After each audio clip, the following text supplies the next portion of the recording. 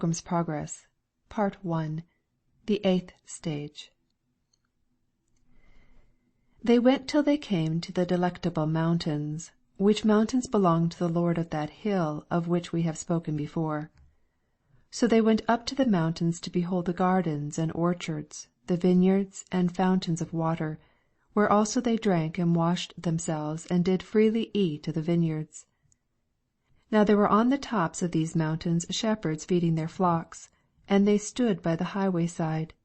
The pilgrims therefore went to them, and leaning on their staffs, as is common with weary pilgrims when they stand to talk with any by the way, they asked, Whose delectable mountains are these, and whose be the sheep that feed upon them?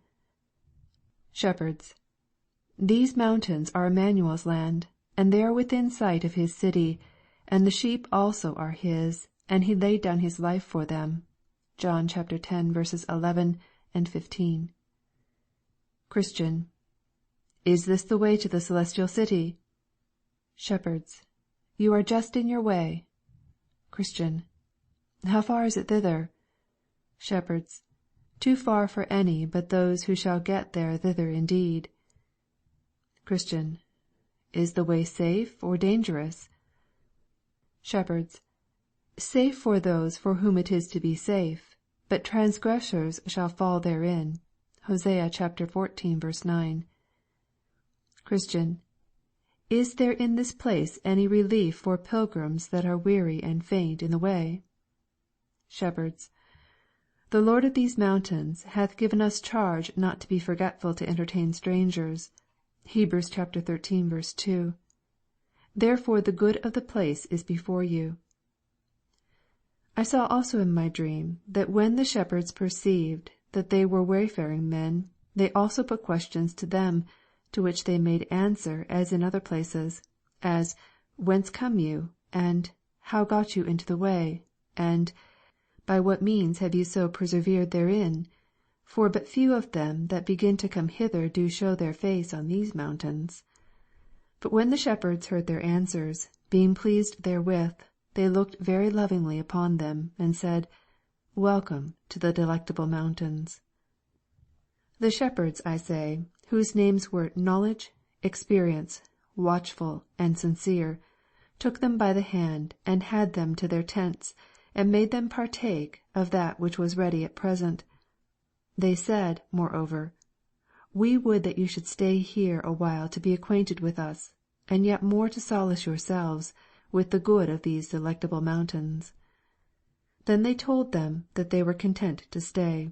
So they went to their rest that night, because it was very late. Then I saw in my dream that in the morning the shepherds called up Christian and Hopeful to walk with them upon the mountains. So they went forth with them, and walked a while, having a pleasant prospect on every side. Then said the shepherds one to another, Shall we show these pilgrims some wonders? So when they had concluded to do it, they had them first to the top of a hill called Error, which was very steep on the farthest side, and bid them look down to the bottom. So Christian and Hopeful looked down, and saw at the bottom several men dashed all to pieces by a fall that they had from the top. Then said Christian, What meaneth this? The shepherds answered, Have you not heard of them that were made to err by hearkening to Hymenaeus and Philetus, as concerning the faith of the resurrection of the body? 2 Timothy chapter 2, verses 17 and 18.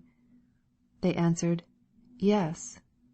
Then said the shepherds, Those that you see lie dashed in pieces at the bottom of this mountain are they, for they have continued to this day unburied, as you see, for an example to others, to take heed how they clamber too high, or how they come too near the brink of this mountain. Then I saw that they had them to the top of another mountain, and the name of that is Caution, and bid them look afar off, which when they did they perceived, as they thought, several men walking up and down among the tombs that were there.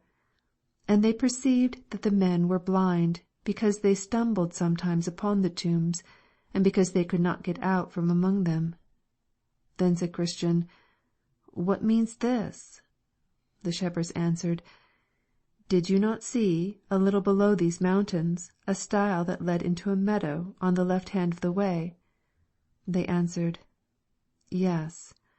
Then said the shepherds, From that stile there goes a path that leads directly to Doubting Castle, which is kept by Giant Despair, and these men, pointing to them among the tombs, came once on pilgrimage, as you do now, even until they came to that same stile. And because the right way was rough in that place, they chose to go out of it into the meadow, and there were taken by Giant Despair, and cast into Doubting Castle, where, after they had a while been kept in the dungeon, he at last did put out their eyes, and led them among the tombs, where he has left them to wander to this very day, that the saying of the wise man might be fulfilled, He that wandereth out of the way of understanding shall remain in the congregation of the dead. Proverbs chapter 21, verse 16. Then Christian and Hopeful looked upon one another with tears gushing out, but they said nothing to the shepherds. Then I saw in my dream that the shepherds had them to another place in a bottom, where there was a door on the side of the hill, and they opened the door and bid them look in. They looked in, therefore, and saw that within it was very dark and smoky. They also thought that they heard there a rumbling noise, as of fire, and a cry of some tormented, and that they smelt the scent of brimstone. Then said Christian, What means this?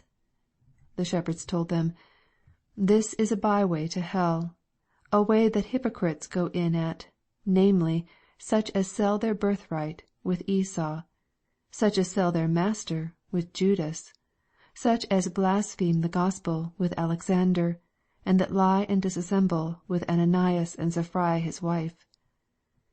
Then said Hopeful to the shepherds, I perceive that these had on them, even every one, a show of pilgrimage, as we have now, had they not?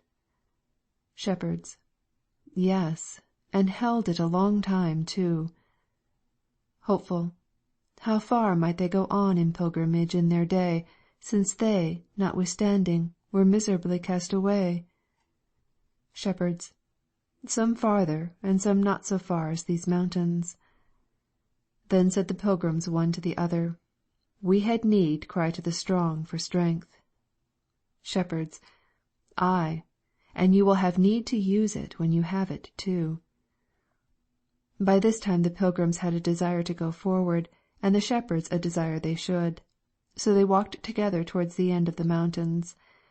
Then said the shepherds one to another, Let us here show the pilgrims the gates of the celestial city, if they have skill to look through our perspective glass. The pilgrims lovingly accepted the motion. So they had them to the top of a high hill called Clear, and gave them the glass to look.